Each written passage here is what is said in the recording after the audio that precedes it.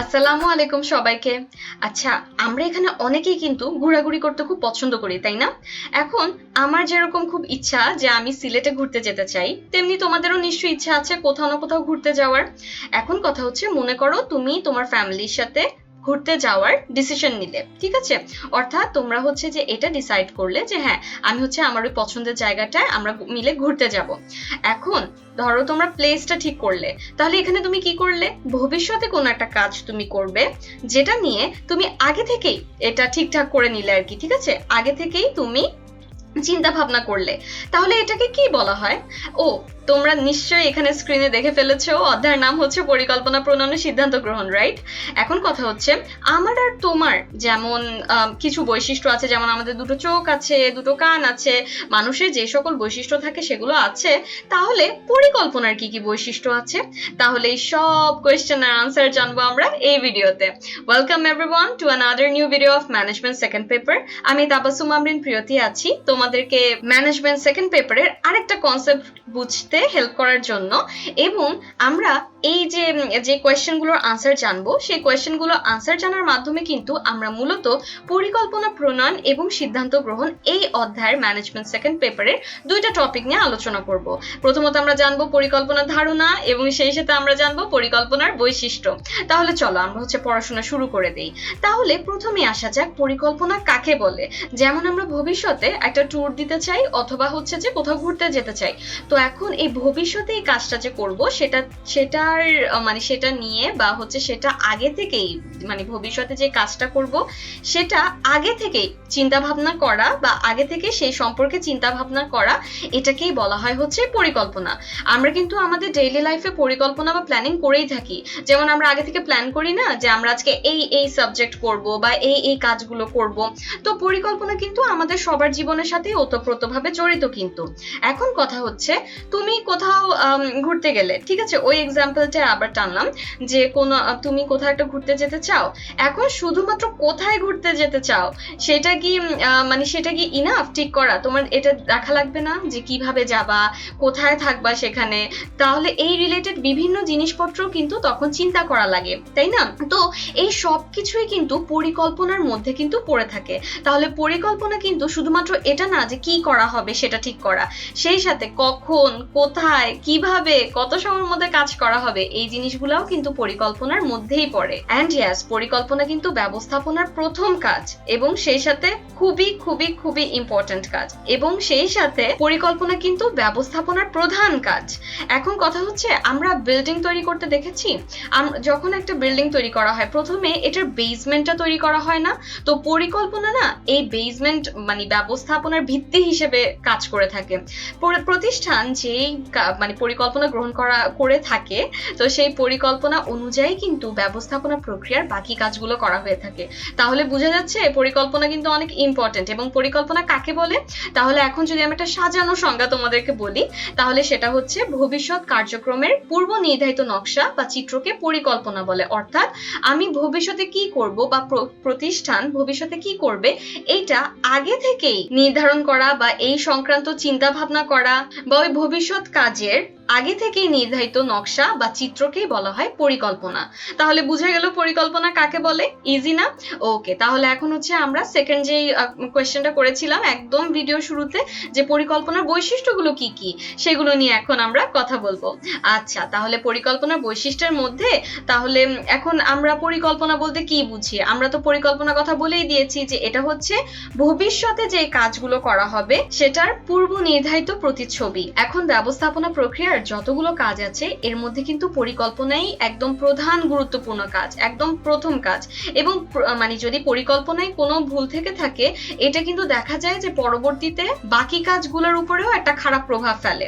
তাহলে চলো পরিকল্পনার বৈশিষ্ট্যগুলো কি কি এটা জেনে নেই। তো অলরেডি কিন্তু অনেকবার বলে ফেলেছি, পরিকল্পনা ব্যবস্থাপনা প্রক্রিয়ার একদম প্রথম এবং প্রধান কাজ। তো এইটাই হচ্ছে আমাদের প্রথম বৈশিষ্ট্যটা জানবো, যে পরিকল্পনার প্রাথমিকতা ও মুখ্যতা। পরিকল্পনা হচ্ছে এই যে বললাম যে ব্যবস্থাপনার অন্যান্য কাজগুলো কিন্তু এই পরিকল্পনা বাস্তবায়নের জন্যই কিন্তু ব্যবস্থাপনা প্রক্রিয়ার বাকি কাজগুলো করা হয়ে থাকে। তো পরিকল্পনা হচ্ছে ব্যবস্থাপনার প্রথম এবং প্রধান কাজ, এবং এটা বেসমেন্ট হিসেবে কাজ করে বা ভিত্তি হিসেবে কাজ করে ব্যবস্থাপনা প্রক্রিয়ার অন্যান্য কাজগুলোর। এবং শুধুমাত্র কি করা হবে এটাই কিন্তু পরিকল্পনা না, বরং কখন, কিভাবে, কার দ্বারা, কত সময়ের মধ্যে কোন কাজ করানো হবে, এই সব কিছু কিন্তু পরিকল্পনার মধ্যেই পড়ে। এবং ব্যবস্থাপনা প্রক্রিয়ার বাকি কাজগুলো এই পরিকল্পনা অনুসরণ করেই কিন্তু করা হয়। পরিকল্পনাটা বাস্তবায়নের জন্যই কিন্তু ব্যবস্থাপনা প্রক্রিয়ার বাকি কাজগুলো করা হয়। নেক্সট হচ্ছে চিন্তন মনন প্রক্রিয়া। আচ্ছা, এই বৈশিষ্ট্য অনুযায়ী হচ্ছে এটা বোঝায় যে এটা একটু চিন্তা করে দেখো তো, যে যখন আমরা প্ল্যানিং করি তখন কিন্তু আমরা চিন্তা করি, এখানে কিন্তু আমরা কোনো শারীরিক শ্রম ব্যয় করি না বা শারীরিক শ্রমের দরকার পড়ে না, এখানে হচ্ছে মানসিক শ্রমের দরকার পড়ে, চিন্তা করার দরকার পড়ে। তো পরিকল্পনা হচ্ছে একটা চিন্তন মনন প্রক্রিয়া, এটা হচ্ছে চিন্তার সাথে রিলেটেড। হ্যাঁ, পরিকল্পনা যখন তৈরি করা হয় তখন কিন্তু প্রয়োজনীয় তথ্য সংগ্রহ করতে হয়, তথ্য বিশ্লেষণ করতে হয়। তাও এটার মূল উদ্দেশ্য কিন্তু এটাই থাকে যাতে করে চিন্তাকে অধিক কার্যকর করা যায়। এবং এই কারণেই কিন্তু পরিকল্পনাকে কি বলা হয় জানো? পরিকল্পনাকে বলা হয়, পরিকল্পনা হলো কাজ শুরুর পূর্বে চিন্তা ভাবনার প্রক্রিয়া, অর্থাৎ কাজটা শুরু করার আগে যে চিন্তা করার ব্যাপারটা সেটাই কিন্তু পরিকল্পনার মধ্যে পড়ে। তাহলে বোঝা গেল পরিকল্পনার এই বৈশিষ্ট্যটা। নেক্সট হচ্ছে ভবিষ্যৎ কার্যপদ্ধতি সম্পর্কে অনুমান। আচ্ছা, এই বৈশিষ্ট্যটা কি বোঝায়? পরিকল্পনা না সবসময় ভবিষ্যৎ অনুমানের সাথে জড়িত। যেমন আমি একদম ফার্স্টে যে এক্সাম্পলটা দিলাম সেটাও কিন্তু তোমার ওই ফিউচারের কাজটা, ফিউচারে তুমি যা করবা তার আগে থেকে ঠিক করা এই বিষয়টার সাথেই কিন্তু সম্পর্কযুক্ত। এখন আমরা বিজনেস স্টাডিজ এর স্টুডেন্ট, এখন আমরা বিজনেসের পার্সপেক্টিভ থেকে একটু চিন্তা করব, ব্যবসায় প্রতিষ্ঠানের পার্সপেক্টিভ থেকে বা দৃষ্টিভঙ্গি থেকে চিন্তা করব। একটা ব্যবসায় প্রতিষ্ঠানে বা হচ্ছে যে কোনো একটা প্রতিষ্ঠানে যখন পরিকল্পনা গ্রহণ করা হয় সেই সময় কিন্তু ভবিষ্যতে সেই কাজটা বা পরিকল্পনা বাস্তবায়নের ব্যাপারেও কিন্তু কি ধরনের সিচুয়েশন ফেস করতে হবে বা ভবিষ্যৎ সম্পর্কে কিন্তু একটা অনুমান করতে হয়। যেমন আমি যদি একটা প্রোডাক্ট লঞ্চ করব, এই ধরনের পরিকল্পনা গ্রহণ করে থাকি, পরে কিন্তু আমার এটা ভবিষ্যতে কতটুকু এটা ডিমান্ড হবে বা কেমন সেল হবে এই জিনিসটাও কিন্তু আমার মাথায় রাখতে হবে। তো এভাবে কিন্তু পরিকল্পনা করার সময় কিন্তু ভবিষ্যৎ সম্পর্কে অনুমান করতে হয়। এবং এই অনুমান কিন্তু শুধুমাত্র কি করা উচিত বা কি করলে লক্ষ্যে পৌঁছানো যাবে এটার মধ্যে সীমাবদ্ধ থাকে না, বরং সেই সাথে প্রতিষ্ঠানে যে অভ্যন্তরীণ পরিবেশ আছে, বাহ্যিক পরিবেশ আছে বা পরিকল্পনা অঙ্গন এটা কেমন থাকবে, এবং সেই সাথে যে পরিকল্পনাটা গ্রহণ করা হবে সেটা ওই সিচুয়েশনের মধ্যে কিভাবে বাস্তবায়ন করা যায় এই জিনিসগুলোর ব্যাপারেও কিন্তু সিদ্ধান্ত নিতে হয়। এবং এর ফলে কি হয় যে যদি সঠিক পূর্বানুমান করা হয়, অর্থাৎ ভবিষ্যৎ ফিউচারের সিচুয়েশন কেমন হবে বা ভবিষ্যতে কি ধরনের পরিস্থিতির মোকাবেলা করতে হবে এই পরিকল্পনাটা বাস্তবায়নের ক্ষেত্রে, সেটা যদি সঠিকভাবে অনুমান করা যায় তখন না ভবিষ্যৎ ঝুঁকি এবং অনিশ্চয়তা এগুলো কিন্তু দূর করা সম্ভব হয়। নেক্সট হচ্ছে পরিকল্পনার উদ্দেশ্যমুখিতা। আচ্ছা, এটা কাকে বলে? পরিকল্পনা সব সময় একটা উদ্দেশ্য বা লক্ষ্যকে সামনে রেখেই কিন্তু তৈরি করা হয়। অর্থাৎ আমরা যদি প্রতিষ্ঠানের দিক থেকে চিন্তা করি তাহলে প্রতিষ্ঠান কিন্তু সবসময় কোনো একটা লক্ষ্য বা উদ্দেশ্য অর্জনের জন্যই কিন্তু পরিকল্পনা তৈরি করে। এই জিনিসটা যদি একটা এক্সাম্পলের মাধ্যমে বুঝাই, মনে করো কোনো একটা প্রতিষ্ঠান তারা হচ্ছে যে এই ডিসিশন নিয়েছে যে তারা তাদের উৎপাদন 10% বৃদ্ধি করবে। এখন এই উদ্দেশ্য অর্জনের জন্য বিক্রয় বৃদ্ধি করা বা হচ্ছে যে প্রয়োজনে নতুন শ্রমিক কর্মী নিয়োগ করা বা অতিরিক্ত কাঁচামাল সংগ্রহ করা, এই ধরনের আরো অতিরিক্ত পরিকল্পনাও কিন্তু তখন নিতে হয়। অর্থাৎ এখানে আমি কি বুঝাতে চাচ্ছি, পরিকল্পনা সবসময় একটা লক্ষ্য বা উদ্দেশ্যকে সামনে রেখেই তৈরি করা হয়। এবং ওই একটা উদ্দেশ্য, একটা এক্সাম্পল দিলাম যে যদি এরকম হয় যে উদ্দেশ্য ঠিক করা হলো যে 25% সেলস বৃদ্ধি, বা মনে করো একটু আগে যেটা বললাম যে 10% উৎপাদন বৃদ্ধি, তো ওই উদ্দেশ্য অর্জনের জন্য দরকার পড়লে বেশ কিছু অতিরিক্ত পরিকল্পনাও গ্রহণ করার দরকার পড়ে। নেক্সট হচ্ছে পরিকল্পনার তথ্য নির্ভরশীলতা। আচ্ছা, অতীতকে বাদ দিয়ে কিন্তু আমরা ভবিষ্যৎ চিন্তা করতে পারি না। পরিকল্পনা প্রণয়নের ক্ষেত্রে, পরিকল্পনা তৈরি করার ক্ষেত্রে সবসময় জিনিসটা কিন্তু মাথায় রাখতে হবে যে অতীতে কি ঘটেছে সেই জিনিসটা কিন্তু দেখতে হবে।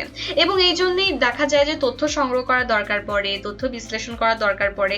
এবং প্রতিষ্ঠানের শুধুমাত্র অভ্যন্তরীণ বিষয়গুলোই যে এখানে কনসিডার করা হয় বা বিবেচনা করা হয় তা কিন্তু না, বাইরের বিভিন্ন বিষয় কিন্তু বিবেচনা দরকার পড়ে। অর্থাৎ আমি যখন কোনো একটা পরিকল্পনা গ্রহণ করব করব, তখন আমার কিন্তু প্রতিষ্ঠানের অভ্যন্তরীণ বেশ কিছু বিষয় মাথায় রাখতে হবে, আবার সেই সাথে বাহ্যিক যে বিষয়গুলো আছে সেইগুলো বিবেচনা করার দরকার পড়বে, এবং সেই সময় দরকার পড়ে যে বিভিন্ন পক্ষের নিকট হতে তথ্য সংগ্রহ করারও দরকার পড়ে। সো হ্যাঁ, পরিকল্পনা অবশ্যই বিভিন্ন রকম তথ্যের উপর নির্ভর করে, এবং এই তথ্য সংগ্রহ, বিশ্লেষণ, যাচাই বাছাই এই জিনিসগুলো মাথায় রেখে পরিকল্পনা তৈরি করার মাধ্যমেই কিন্তু পরিকল্পনার মান বৃদ্ধি পায়।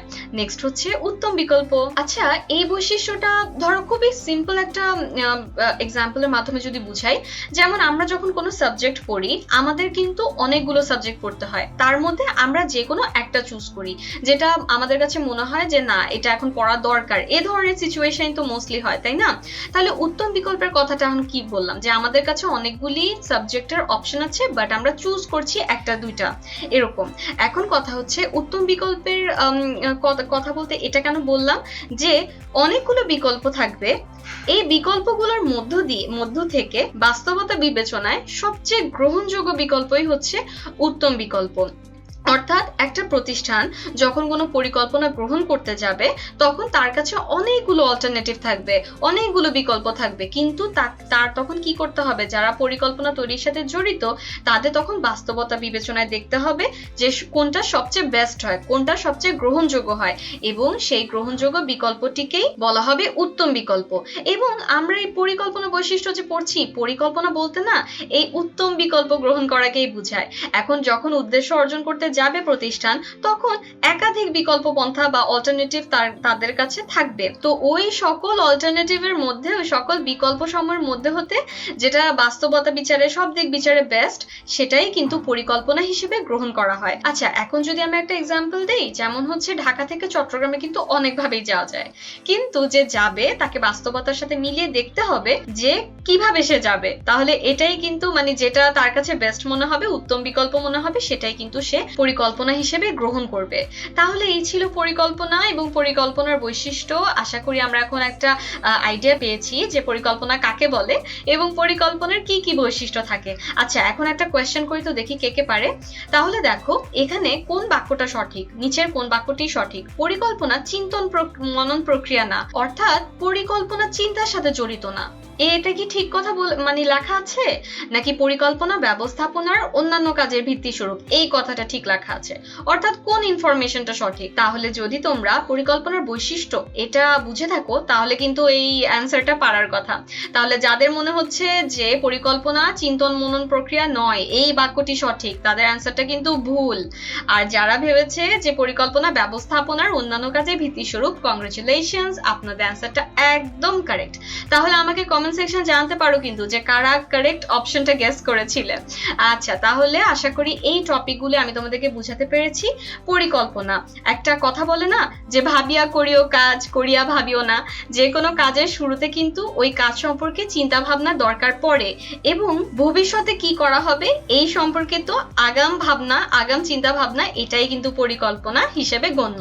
তাহলে এই ছিল পরিকল্পনা কাকে বলে আর পরিকল্পনার বৈশিষ্ট্য। আশা করি তোমরা বুঝতে পেরেছো। ধন্যবাদ সবাইকে।